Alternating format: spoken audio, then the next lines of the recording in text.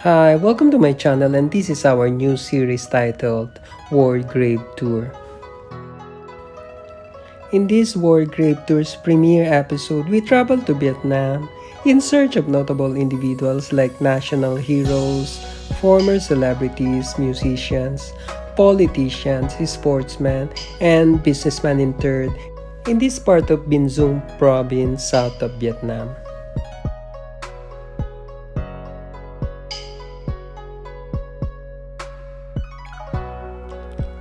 Join us to remember, celebrate the life, and visit the final resting place of a Vietnamese politician and serve as President of Republic of Vietnam from 1955 until his assassination in 1963.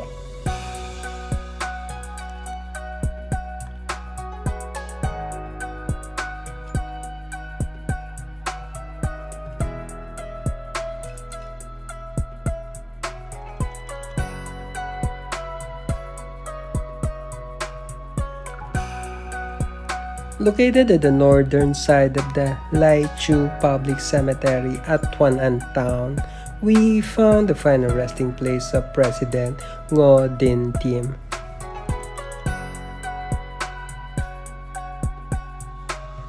Ngo Dinh Diem, or John Baptiste Huyen, was born on the 3rd of January 1901 from Quang Binh Province, Central Vietnam. Diem was born into prominent Catholic Chinese family. Diem served as the 6th Prime Minister of the Western Back State of Vietnam from June 1954 to October 1955.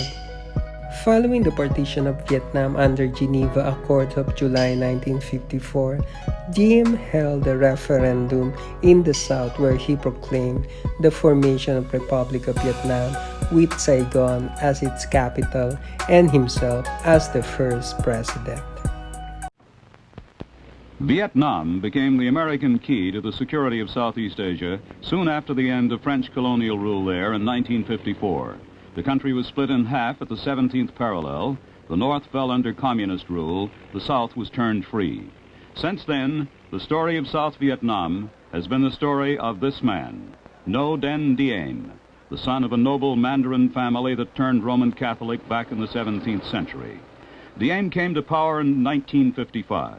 His country had been split in two a year earlier, and with a multi-billion-dollar U.S. aid program, Diem built a powerful army as a bulwark against the communist guerrillas in the north. But trouble also came from within. February 27, 1962, rebel elements in Diem's own American-equipped Air Force attacked the palace in Saigon. It was unsuccessful, and the ruling family passed it off as isolated treason. Others said the revolt was widespread. President Diem took no chances. He moved into a new palace, guarded by his own private army. During his term as president, American government realized that he was a difficult ally, uncompromising, and interested first of all in safeguarding sovereignty of Vietnam from Western powers. American involvement in Vietnam has been constant and costly since the French were pushed out. $2.5 billion in American aid have been poured into Vietnam thus far, aid that's now running at the rate of $500 million annually. In Washington, President Kennedy had reacted to previous excesses by sending Republican Henry Cabot Lodge as his new ambassador to Saigon. The change helped ensure bipartisan support for the administration's policy in Vietnam, a policy that turned tough on the Diem regime, but even a cut in U.S. aid did not create any observable change. Washington became increasingly concerned that the religious issue would jeopardize new anti-communist military campaigns. The beginning of the end came with a grave warning from President Kennedy in this interview with Walter Cronkite. I don't think that unless a greater effort is made by the government to win popular support, that the war can be won out there. In the final analysis, it's their war. They're the ones who have to win it or lose it. We can help them.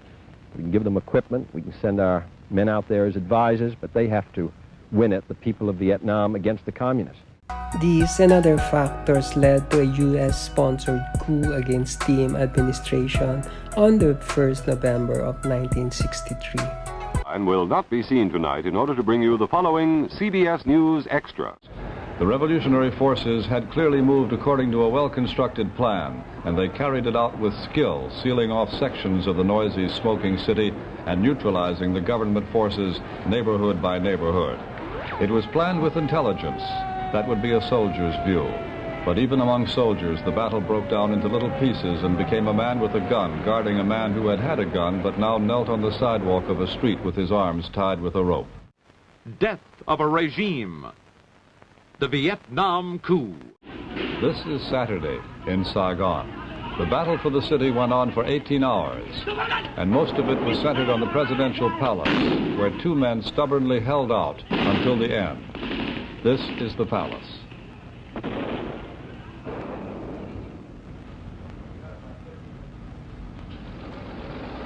Now there is a lull in the fighting.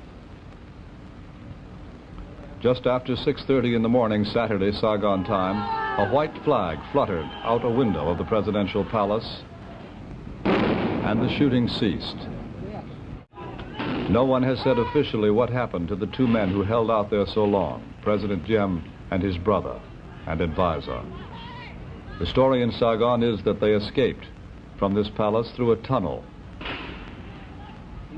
perhaps dressed as Catholic priests, and then was seized by soldiers 3 hours later in a Catholic church. President Diệm killed by gunfire, his brother killed by stabbing. That is the unofficial version.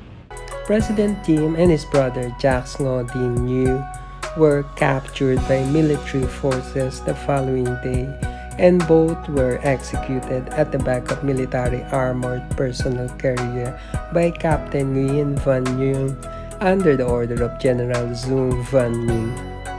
President Diệm died violently at the age of 62. This evening, voice circuits were reopened to Saigon, and correspondent Peter Kalischer said that he has now learned beyond a doubt that Ngo Dinh and his brother Nhu were assassinated. They did not commit suicide as the rebels had claimed. Kalischer also reports some troops in the north may still be loyal to the Diem regime, posing a threat to the new government. 50 years after Diem's assassination, a public memorial Catholic Mass was finally allowed in November 2013 for the former president.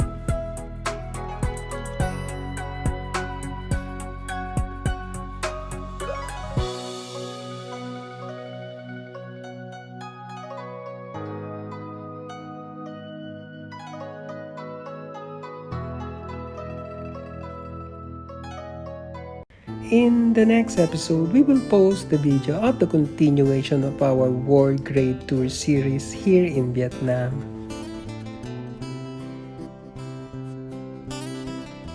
Thanks for watching. Please do subscribe if you like my channel. See you in our next Gravetour of the famous episodes.